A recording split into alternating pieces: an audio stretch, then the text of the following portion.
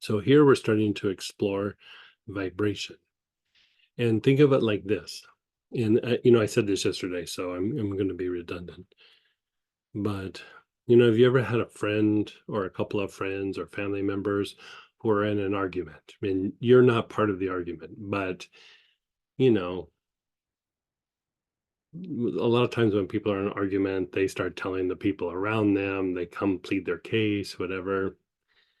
And the first person comes and they're upset and they're saying a bunch of things and they did this, they did that, this happened, that happened. You know, they go through their laundry list. And, at first you're like, oh my God, that sounds very convincing. And then you hear from the other person, and the other person's a little calmer, a little more grounded, and they have a completely different story. And they go, well, that's their perception. This is what's happened. And um, this is what happened. And, you know, mm, they're not bothering everybody with the story. They're just kind of going along and not really focused so much on the conflict until the other person brings the conflict to their attention, right? And if you listen to both stories and you step back, when the first person presents that story, you kind of believe that is the truth, right? And then when you start to get the other side of the picture, you're like, well, some of what they're saying sounds a little sketchy. And then a little bit of time goes by, and it's like the first one's acting a little bit more erratic and is reacting to that person that's being calm and grounded. They're reacting to them because they're not getting a response, or they're not engaging in the conflict, or they're not playing the game. And you could say your body does this. Your set of symptoms are, the person who's upset and screaming and yelling, or throwing a fit, and the deeper, more underlying aspect of the body is a little bit more grounded, and it's a little bit more less responsive, or at least it could be, right? And so really they're just two sides of the same coin. They're both valid, but a lot of times we spend more time dealing with symptoms rather than looking at the underlying causes or the underlying factors, or an even better way of saying it is the underlying influences, right? And so these influences are tied to your vibration, right? So the higher the vibration, you could say the body functions better, the emotions function better, the emotions are of a higher quality. Even if lower emotions get generated, they get transmuted like easier. Then the thought processes are of a higher quality. There's more cognitive function. So there's less negative dialogue, and there's less repetitive thinking. The mind is quieter, like the mind is more organized.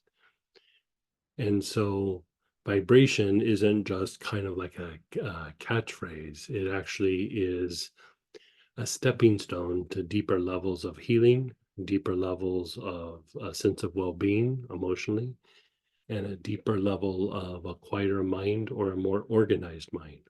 Organized mind just means it's not as reactive, you know, even even diminishing the influence of emotion on the mind. The mind starts to function more like the mind rather than the based on emotional influence, right? Most people, the mind is heavily influenced by either instinct, which means reactive, or um, emotion, right? And so the mind's just always trying to process these things. But eventually, when these things quiet down, the mind becomes more activated, more cognitive, more perceptive, right? So, what we're striving for is to elevate our vibration, right? We want to physically feel better. We want our body to function better.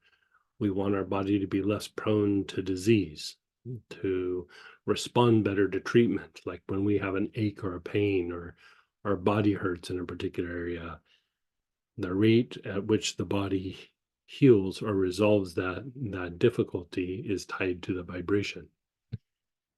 Symptom oriented approaches help, but if the vibration is very low, then treatment's not going to hold. And a lot of times you might not even get very good results, right? So this would be a precursor to symptomatic treatment. Same with the emotions. If the vibration is very low, the tendency is to have a lot of unsettling emotions, anger, irritation, fears, resentments, whatever it might be. And the tendency is prone for the emotions to be very erratic, up and down, up and down, up and down. And so we want to be able to have a greater sense of well-being. We want to be able to feel stable. We want to be able to experience positive things in our environment, not just in our head, but to genuinely experience them.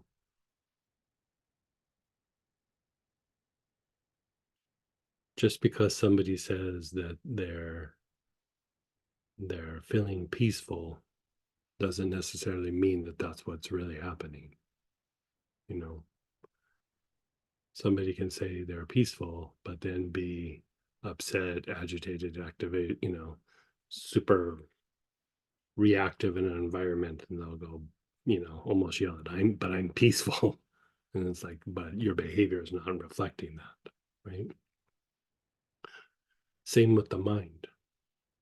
We want to have better quality of thoughts about ourselves, but also in the environment, because a lot of times the negativity is more based on our past experiences than it is about what's happening in front of us. And so we want to be able to perceive what's happening in the here and now, and we want to perceive ourselves more accurately, not based on other people's opinions or the bad things that have happened or our insecurities or how much or how little we've been abandoned or rejected or we don't fit in. We want to be able to move past all of these things. We want to be able to learn. We want to be able to grow, right? And so the state of the body, the state of the emotions, the state of the mind will dictate all these qualities, will dictate the rate of healing, will dictate how well you can address symptomatic approaches and how well systems function, right? So there is different mechanics. Now, here, this is like an introduction to the idea of uh, vibrational healing. We are doing a bigger class that is going much more in depth. But for those of you who don't do those classes all the time, I still wanted to put this out there because a lot of how we address and approach symptom-oriented treatments is going to be involving, for one, the aura, and then two, vibration. And if, even in energy healing modalities, sometimes what happens is when you do a healing on somebody and the person doesn't get better, part of the issue is vibration. Like their vibration isn't high enough to heal. Their vibration, like if you look at disease, what happens with disease is your vibration lowers. Your vibration lowers substantially sometimes. And so we want to establish good building blocks for what this means, like what this means for our healing, for our body, for our state of mind, for emotions.